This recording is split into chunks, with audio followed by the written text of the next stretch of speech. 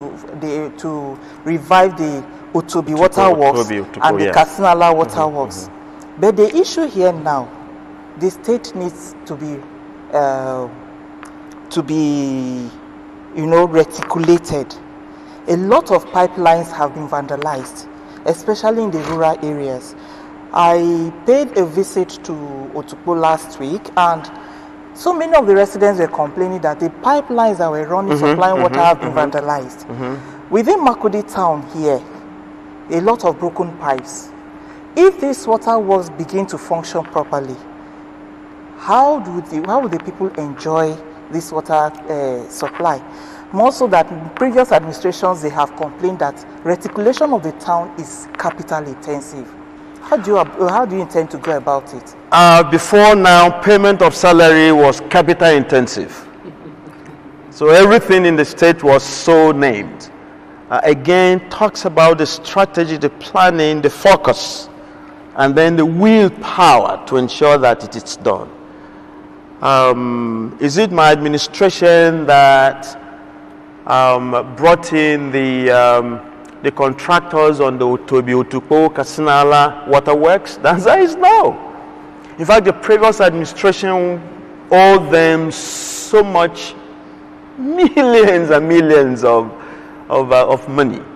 But we came in, we had to settle that.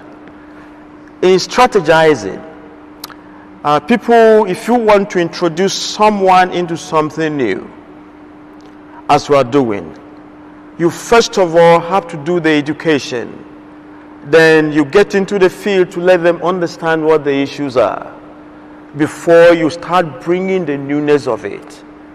Water should be fetching a lot of economy, a lot of money, even for the state. But unfortunately, we haven't gotten there. Here's what we have done. I don't know when you came to town, but I so wish you had held some conversations even with the commissioners and a number of other people.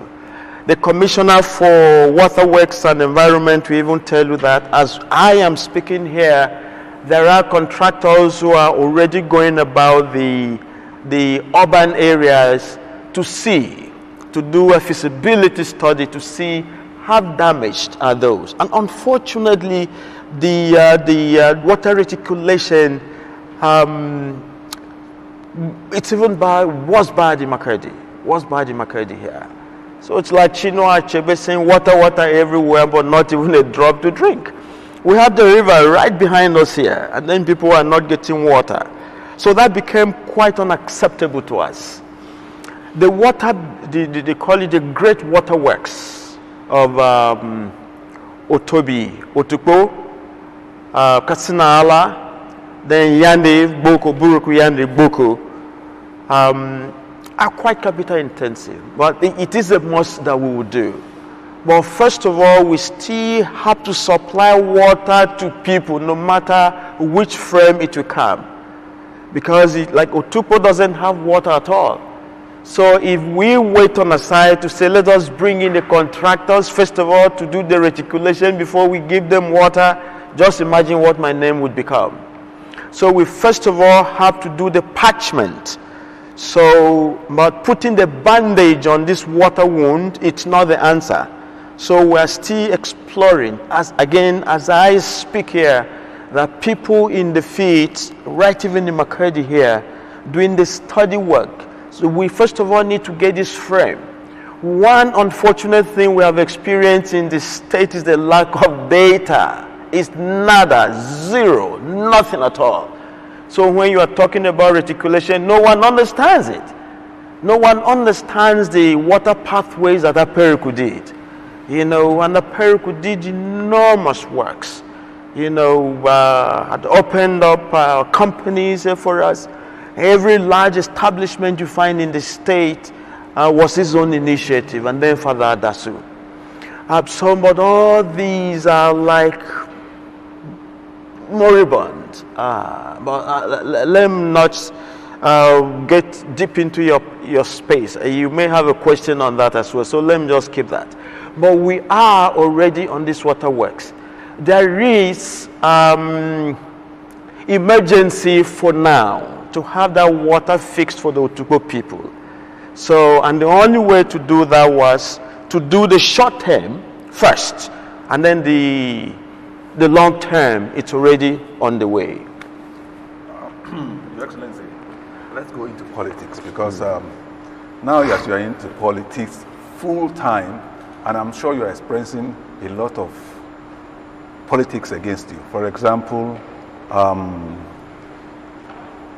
second time is already on the way, and people are talking about that, and you are having problem within your party in the state with the former chairman of the party, and secondly with the judiciary. It is said that you are having problem with the judiciary because their workers are on strike. Sir, with 2027 already in the corner, how do you solve this problem of, one, your relationship with your party and your relationship with the judiciary? Thank you so very much. Let me begin with the judiciary. We don't have any anxieties with the judiciary, for the record. We don't at all. There was a requisition for the removal of the 7 CJ, or the law permits that I sign. I haven't signed anything. But then there is a protocol to all this. It has to go through the NJC and all that. So it was an onus on me to transfer whatever anxieties that the CJ had created within the system in the state to the NJC, and we have done that. So the NJC is the master handling everything. That is their own area. So for the record, we don't have any anxieties at all with the judiciary. I think part of the angst on the CJ was for him to call for the judiciary workers to go on strike. You know, recently we just upgraded our salary scheme. You know, instead of 70 minimum, we went to 75. And the workers are quite excited about that and happy.